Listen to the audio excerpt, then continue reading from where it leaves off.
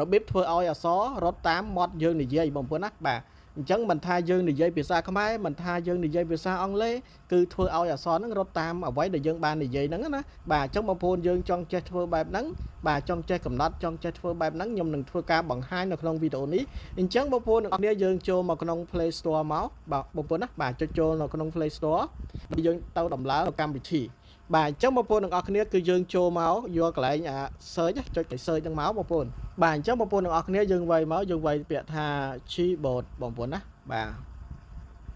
keyboard នេះបងប្អូនអញ្ចឹងបងប្អូនវាយឲ្យត្រូវមកណាបាទ keyboard I spell G B O A R D បងប្អូនណាហ្នឹងហើយនេះឃើញទេបងប្អូនចុចចំកន្លែងហ្នឹងមកបាទអញ្ចឹងបងប្អូនទាំងអស់គ្នាចេញលក្ខណៈបែបហ្នឹងបងប្អូនចុចលើនឹងម្ដងទៀតបាទបន្តមកទៀតបងប្អូនទាំងអស់គ្នាធ្វើការ install មកណាបងប្អូនណាបាទចុច install មកនៅពេលណាដែលយើងចុច install មកឲ្យកន្លែងហ្នឹងឲ្យដើរពេញហើយចាំខ្ញុំប្រាប់អំពីរបៀបភ្ជាប់បងប្អូនណាបាទនៅពេលណាដែលដើរពេញសិនបងប្អូនយើងរងចាំសិនណាបាទនៅពេលណាដែលយើងបាន install ហើយចេញ open បងប្អូនចុចលើ open មកដើម្បីចូលទៅភ្ជាប់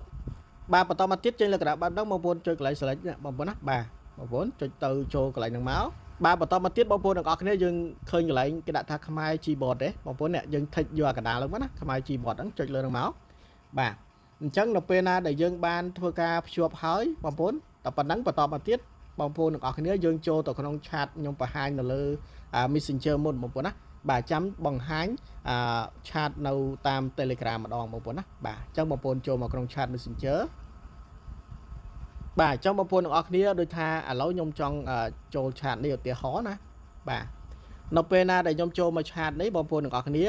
នឹងឲ្យចូលមកចេញលក្ខណៈបែបហ្នឹងអញ្ចឹងបងប្អូនយកប្រេបដៃតុកលើនេះណាកន្លែងនេះកន្លែងសេអសហ្នឹងតុកលើនឹងមកវាចេញជាណា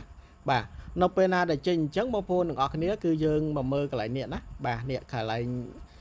យើងមីក្រូដូចមីក្រូនេះបងប្អូនណាបាទហ្នឹងហើយអញ្ចឹងយើងចុចកន្លែងហ្នឹងមកបងប្អូនណាបាទ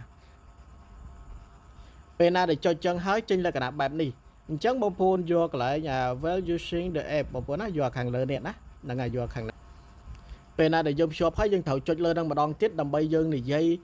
ជាសំឡេងឲ្យចេញទៅជាអក្សរវិញបងប្អូនណាបាទអញ្ចឹងបងប្អូនទាំងអស់គ្នាយើងចុចកន្លែងហ្នឹងមក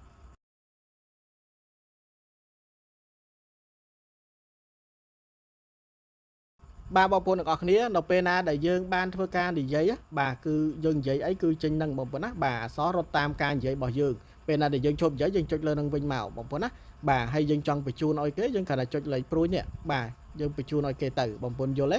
បាទអញ្ចឹងបងប្អូនចង់និយាយទៀតបងប្អូនចុចយកម្រាមដៃចុចលើនឹងមកឲ្យដកដៃមិនបាច់ចាំសង្កត់បាច់ចាំអីទេគ្រាន់តែយកម្រាមដៃតុកលើនឹងមកគឺហើយយើងចាប់ផ្ដើមនិយាយទៅបាទយើងគ្រាន់តែយកម្រាមដៃតុកលើហ្នឹងបាទតុកលើការនិយាយហ្នឹងបាទយើងមិនចាំបាច់យកដៃសង្កត់ទេណាបងប្អូនណាគ្រាន់តែតុកទៅដាក់វាដំណើរការឲ្យយើងហើយអញ្ចឹងយើងនិយាយអីនិយាយទៅកាន់មិត្តភ័ក្តិរបស់យើងអញ្ចឹងណាហ្នឹងហើយយើងចុចផ្ញើដូចមិញហ្នឹងទៅអញ្ចឹងខ្ញុំធ្វើទៅលើMessenger អញ្ចឹងបងប្អូនទាំងអស់គ្នាខ្ញុំចង់ឲ្យបងប្អូនចេះធ្វើនៅលើ Telegram ម្ដងបងប្អូនណាបាទអញ្ចឹងបងប្អូនចូលមកក្នុង Telegram មកបាទអញ្ចឹងបងប្អូនទាំងអស់គ្នាគឺខ្ញុំសុំយកនេះមួយបាទចូលមកអញ្ចឹងបងប្អូនទាំងអស់គ្នាគឺខ្ញុំចុចលើនេះបាទចុចលើនេះបងប្អូនអត់អាចចុចលើអានេះបានណាចុចលើនេះឃើញទេចុចលើនឹងមកបាទអញ្ចឹងបងប្អូនឃើញកន្លែងនេះកន្លែងការនិយាយបងប្អូនយកម្រាមដៃតុកលើនឹងមកហើយយើងនិយាយទៅណាបាទយើងនិយាយអង់គ្លេសនិយាយភាសាខ្មែរតាមយើងអញ្ចឹងណាហ្នឹងហើយចុចលើនឹងមក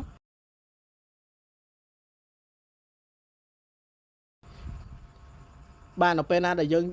និយាយគឺអក្សររត់ពេលណាដែលយើងឈប់និយាយបងប្អូនទាំងអស់គ្នាគឺអក្សរលេងរត់ហើយអញ្ចឹងបងប្អូនទាំងអស់គ្នាឈប់និយាយយើងចុចលើនឹងវិញមកណាបាទចុចលើមីក្រូនឹងមកគឺយើងឈប់ហើយបើយើងអត់ចុចលើនឹងទេគឺយើងនិយាយទាំងប្រមាណគឺចូលមកបាទថត់ជាប់ទាំងអស់បងប្អូនណាបាទហ្នឹងហើយអញ្ចឹងបងប្អូនទាំងអស់គ្នាគឺយើងពេលនិយាយយើងចុចលើហ្នឹងពេលដែលយើងឈប់និយាយយើងចុចលើហ្នឹងវិញហើយយើងចង់បញ្ជូនយើងចុចលើនេះមកយើងបញ្ជូនទៅនេះឃើញទេបាទហ្នឹងអញ្ចឹងណាបាទអញ្ចឹងបងប្អូនយើងអាចធ្វើបាន